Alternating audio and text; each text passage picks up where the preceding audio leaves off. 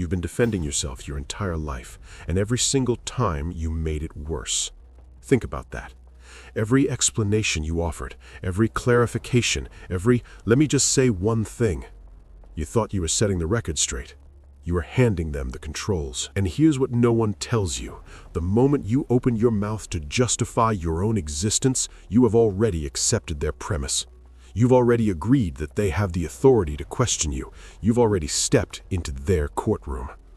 And in their courtroom, you never win. There is a 4-second window in every confrontation, a specific gap between the moment the attack lands and the moment you respond. What you do in those 4 seconds determines everything: your status, your composure, how they see you for the next 6 months. Most men waste that window every single time. By the end of this, you won't. This is dark male code. No motivation, no filler, no lies. Just the frameworks they never taught you and the truths they hoped you'd never find. Softly, let's start with what's actually happening inside you when someone accuses you of something. Because this isn't a character flaw, it isn't weakness, it's biology. And understanding it is the first step to dismantling it, building. When you perceive social threat, a public accusation, a dismissal, someone questioning your competence, your amygdala fires before your prefrontal cortex even knows there's a problem. Cortisol, adrenaline, the chest tightens, the jaw locks, and the brain, running its oldest survival program, issues one command: sharp, resolve the threat. And the fastest way the social brain knows to resolve a threat is explanation, justification, evidence softly. It worked when you were 7. Your teacher thought you broke something. You explained. The punishment went away. The brain logged that, filed it, cold. And it has been running that same program on full-grown men in boardrooms and bedrooms ever since, quietly. Here's what Machiavelli understood that your childhood never taught you. That program, the explanation reflex, only works when the other person is genuinely seeking truth. But most confrontations aren't about truth. They're about power. They're about watching you move. And the moment you move, sharp, you've already told them everything they needed to know. There is a biological reason you cannot stop doing it, and it has nothing to do with logic. Carl Jung called it the persona, the constructed identity you've been defending your whole life, the version of yourself that is competent, fair, understood, respected. Every time someone attacks that persona, cold, your nervous system responds as if your survival is at stake, because to the unconscious mind, it is. Your social identity is your tribe, and losing the tribe, historically, meant death. So when your manager questions your work in front of the room, you're not just mildly embarrassed. You are, neurologically speaking, fighting for your life. That's why the defense comes out so fast. That's why the voice rises. That's why you send the follow-up email at 11 p.m. explaining yourself in 3 paragraphs when 2 sentences would have done it. You're not overreacting. You're running ancient code in a modern world, and it is costing you everything. If you're still here, you already operate differently from most men watching this. Subscribe to Dark Male Code. No filler, no recycled advice, just the systems that rewire how you operate. Here's what actually happens when you defend yourself. Not what you hope happens, what actually happens. The other person does not update their view. Research in social psychology is unambiguous on this. Defensive responses to accusations increase the perceiver's confidence that the accusation was accurate. Read that again. Your defense makes them more certain they were right. Why? Because innocence, psychologically speaking, doesn't feel the need to announce itself. When a man is genuinely secure in who he is, he doesn't scramble to prove it. The scramble is the tell. The urgency is the confession. The louder you protest, the more you've already revealed. Epictetus wrote it simply. Seek not that the things which happen should happen as you wish, but wish the things which happen to be as they are.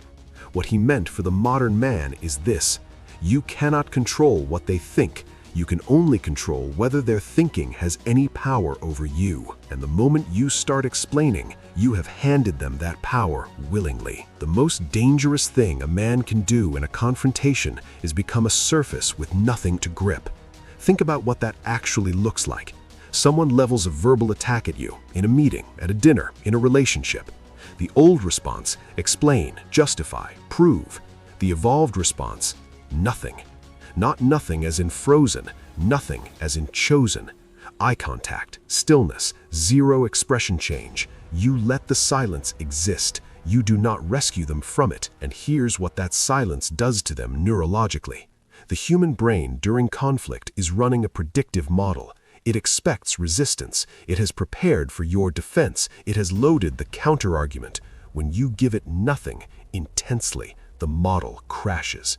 The brain enters a state of social uncertainty, and uncertainty in a confrontation belongs to the person who created it. They will speak to fill it. They always do. And the moment they speak to fill your silence, they are now defending themselves against a man who hasn't said a word. The power has inverted. You didn't fight for it. You simply refused to give it away. Robert Greene, in the 48 Laws of Power, understood this as Law 4. Always say less than necessary. The man who controls the volume of his speech controls the perception of his power. Silence is not passive. Silence is an active psychological force that places the entire weight of the interaction on the other person's shoulders. But sometimes silence alone isn't the complete tool. Sometimes the situation requires speech, and this is where most men make their second mistake. They go from defending to attacking. Both are wrong. What you do instead is pull. You use the architecture of the conversation against itself. Every confrontation has a hidden structure. There is a judge and a defendant. The judge asks questions. The defendant answers. Whoever is asking the questions holds the frame. Whoever is answering is losing ground. The Machiavellian move is to never accept the role of defendant, not by attacking back, by examining their behavior instead of your own. They say, "You're always so closed off." The defensive man says, "No, I'm not. I opened up last week when I told you about..." The sovereign man says, "What makes you describe it that way?" Notice what just happened. You didn't fight the accusation. You didn't validate it. You put the accusation itself under a microscope. Now they're explaining their choice of words. Now they're defending their framing. You haven't moved. They've moved. Or use the technique of selective agreement, not the agreement of submission, but the agreement of a man who is so secure in himself that admitting a flaw costs him nothing. They say, "You messed up that pitch." The insecure man says, "The data I was given was wrong. If you'd seen the original brief, you'd understand the context." The untouchable man says, "You're right. I'll have a revised version to you by Thursday." Notice what was never addressed: the implied incompetence, the emotional charge behind the attack. You stripped it out entirely. You took the fact and left them holding their own hostility with nowhere to put it. Marcus Aurelius wrote, "You have power over your mind, not outside events. Realize this, and you will find strength." This is what that looks like in practice, not a meditation, not a mindset, a precise behavioral decision made in the moment. You separate the fact from the frame. You address the fact, you ignore the frame. And the frame, the one they built to trap you in, collapses on its own. 4 moves, used in order, starting today. 1. The 4-second hold. From this moment forward, every time you feel the explanation reflex fire, the heat in the chest, the urge to justify, you wait 4 seconds before you say a single word. 4 seconds of stillness, eye contact, no change in expression. This is not hesitation, this is calibration. Your nervous system needs those 4 seconds to move from amygdala response to prefrontal choice. Without those 4 seconds, you are not making a decision, you are executing a reflex, and reflexes are controllable. Visible results. Within 48 hours, you will notice people around you adjusting their tone in those 4 seconds. They feel the shift immediately. 2. The frame audit. Before you respond to any accusation, in a meeting, in a relationship, in any social context, ask yourself one question. Am I about to address a fact or defend an identity? If you're about to defend an identity, I'm not that kind of person. That's not who I am. You don't understand what I meant. Stop completely. Address only observable facts if a response is needed. Leave the identity untouched. Your identity does not need defending. A man who defends his identity is a man who is unsure of it. Time frame. Apply this in your next 3 interactions today. The discipline compounds fast. 3. The redirect question. When someone attacks your behavior, respond with a question about their reaction, not aggressive, observational. What makes you frame it that way? What are you hoping to resolve here? Why does this land as strongly as it does for you? You are not deflecting. You are examining the dynamic instead of becoming a character in it. This is infuriating to a manipulator. They need you to be the defendant. Refuse the role. Resistance you'll face. They'll accuse you of being evasive. Your counter, I want to understand what's driving this. Calm, not defensive. The question buys you the frame. 4. The selective agreement.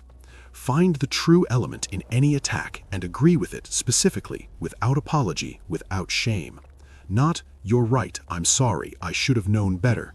Just, you're right, I did miss that deadline. Full stop. No context. No explanation of why. No history of how many deadlines you've hit before. The agreement, delivered without shame, signals something that no amount of defense ever could. That you are so secure in who you are that admitting a flaw costs you nothing. That signal, quietly, is more powerful than being right. Here is the coldest truth about everything we've covered today. These are not techniques. Techniques can be learned and unlearned in a week. What this is a decision about where your reality lives. Does it live inside you, or does it live in what they think of you? Every man who has ever been truly untouchable in a boardroom, in a relationship, in any room, made that decision first. The techniques followed naturally. The man who explains himself constantly is a man whose sense of self exists outside his own body. He needs their verdict to know who he is. And that dependency, that invisible leash, is what every manipulator, every insecure colleague, every unstable partner has been pulling since the day they met you. You don't stop explaining because it's a clever tactic. You stop explaining because you've decided that their courtroom doesn't exist. There is no judge. There is no jury. There is only the version of yourself you are willing to act from, with or without their permission. The man who still needs to be understood will always be controlled by whoever withholds that understanding. The man who has outgrown that need cannot be reached, cannot be moved, cannot be used. That's the shift. Now you've seen it. There's one more layer to this. Not what you do, what you stop doing, and why stopping it feels like losing yourself. That's next. Dark Male Code. If this rewired something, the next video goes deeper. Dark Male Code, built for men done being ordinary. Subscribe if you're ready. Leave if you're not.